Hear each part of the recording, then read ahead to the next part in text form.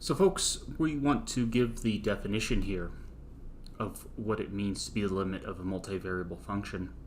And before we do that, let's review the definition that we gave for the limit of a real value function from Calc 1. So I've stated it here. This is the classic Epsilon Delta definition, which oftentimes you get a little bit of exposure to, and then we sort of just gloss over through the rest of calculus. So take a look, read through this definition, because it is an important one. And then when you're done, click the Desmos link, and we'll look at that. So folks, here I've clicked that Desmos link, and you can see that it came up with the graph of the function 10x minus 2 over x squared minus 4. That graph is sketched along here. That's this curve right here. For the, we're looking at a pretty zoomed in portion of this graph. And this function is something like one that you would have studied in Calc 1. We see that it's not defined at the values x equals 2, nor at the values x equals negative 2. But we want to explore the behavior of the function near one of the points where it's undefined. So in this case, we want to explore the behavior of this function near a equals 2. Okay? So you notice that there's a hole in the graph at x equals 2, but we believe that the limit should be 2.5 there. And you can check that using your properties of limits in Calc 1, where you go ahead and do, you write this function in factored form, you cancel out some like factors, then you apply the direct substitution property to the resulting function, and you would find that the limit using those techniques comes out to be 2.5, which is what it appears to be on the graph. But remember, that doesn't constitute a proof unless you've proved all of those intermediate steps along the way. And so in a Calc 1 class, you hopefully did an Epsilon Delta proof. How does that work? I want you to think of epsilon as an error tolerance. So currently the epsilon is set at 0.25. I'm going to move that to be 0.1. And so what we're saying here is, hey, we believe the limit to be 2.5. We're convinced of that as long as you can always get output values of the function to be within 0.1 of 2.5. So up here we've got 2.6, down here we've got 2.4. As long as you can find output values that are within that epsilon strip, one person might be happy and convinced that the limit is 2.5. Okay? Well, here I've got a swath of domain values down here between 1.5 and 2.5 that includes the limiting value of 2. Notice if I were to take some of the domain values, for example, here we've got the domain value 2.1. Can you see it right here where my mouse is? If I were to plug that into the function, oops, I didn't mean to slide that. If I were to plug that into the function, that would output this point where the tip of my mouse is on the function, and this point right here is within the red epsilon strip.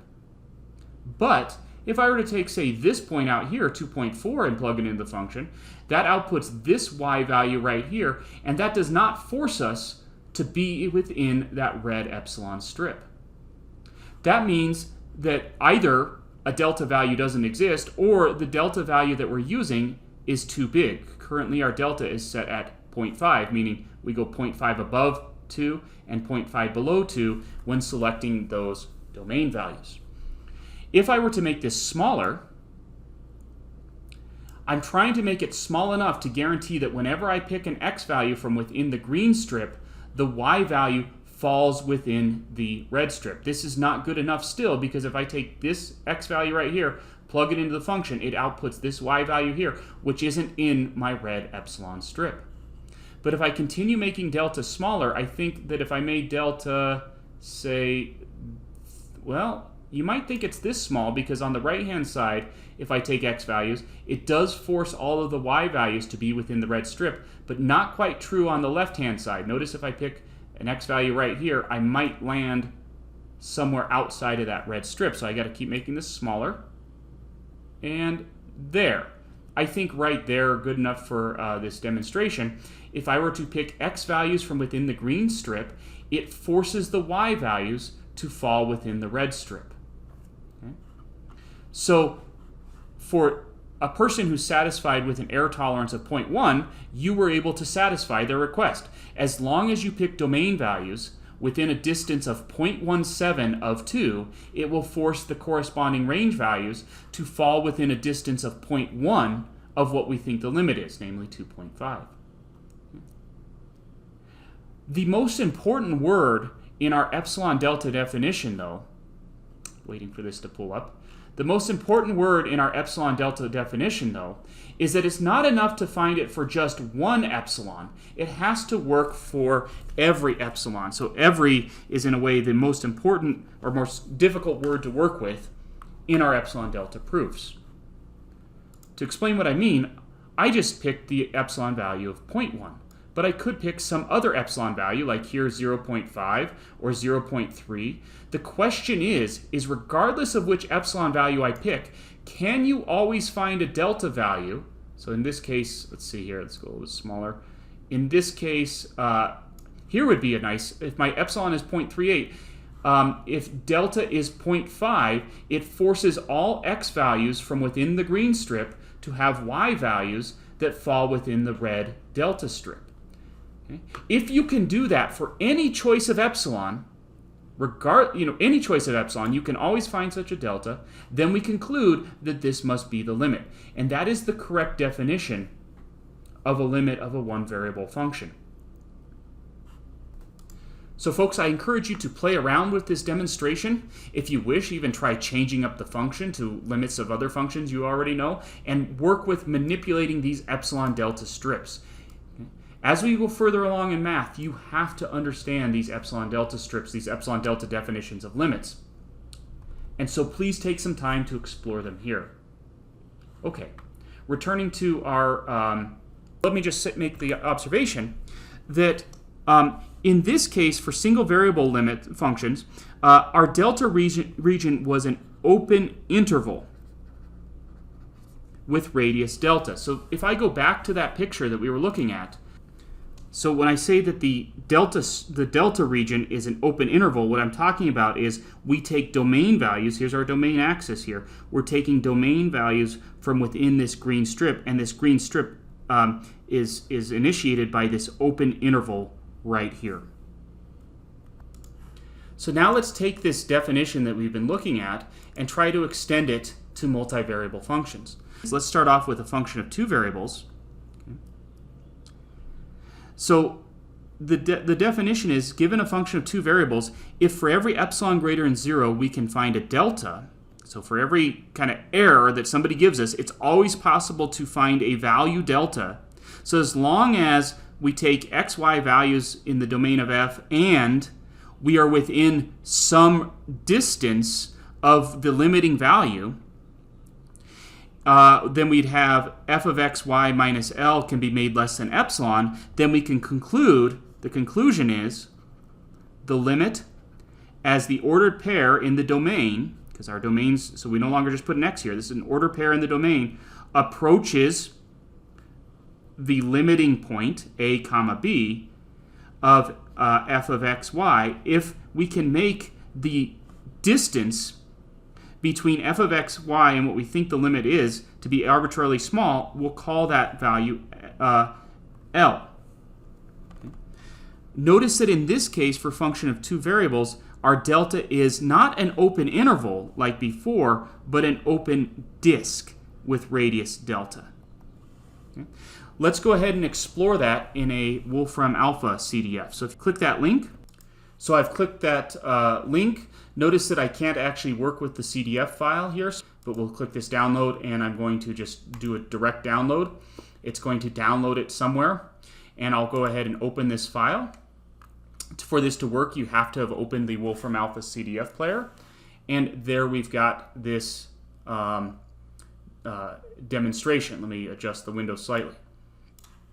So folks, absolutely you need to spend some time playing with this demonstration. Here's where you can adjust epsilon. Notice that as I adjust epsilon, it adjusts here I think the limit is L, it adjusts the heights of the planes above and below L that I need to make sure I get output values within those. So here, let's go ahead and, so here you can manipulate, the point that you're interested in finding the limit at. So here I've got, here's the point a comma b. Maybe that's an exclusion in the domain. Maybe that's just a point that I'm curious about what the limit is at that point. What I'm going to do is I'm going to find the radius of this disk here. That's the delta. The radius of this disk is delta.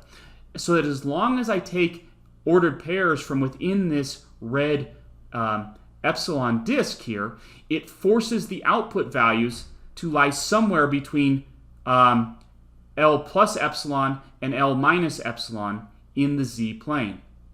So if I have a big epsilon here, if I make epsilon big, that makes this wide epsilon swath that I'm trying to get my output values in between. And notice that if I pick a point here outside of that, so here's that point here, outside of this red disk, I'm not going to get z values in between these two green planes. But if I move the point that I'm interested in, or I'm talking about, within the red disk, it does force the output values to be within the two green planes. Let's make epsilon smaller. So notice now I have to bring the point in even closer in this case to get it inside that red disk to force my y values to be between these two green planes. The crux of that epsilon delta definition, though, is that regardless of how small or large I make epsilon, and usually we think of it as getting smaller and smaller, is it possible to always find a delta where delta gives the radius of that red disk, so that as long as I pick domain values from within that red disk, it forces the output values of the function for that point to be within epsilon of what I believe the limit to be. If I can do that regardless of my choice for epsilon, then we conclude that L must be the limit of this function. So folks, do spend some time exploring that demonstration. It is vital to your understanding of mathematics that you spend some time with that demonstration. By the way, we can extend the definition to higher dimensions. So if our function is a multivariate function of 3 variables, then our delta region is not a open interval like it was in R1, nor an open disk like it is in R2, but instead it's an open ball. But each time we think of the delta as being something like the radius. So this would be our delta here, this would be our delta here, and this would be our delta here. Folks, we'll pick this up in the next example. We're going to actually compute some limits. We're going to do so without proving anything. We'll just do some computations, and we'll see that in the next video.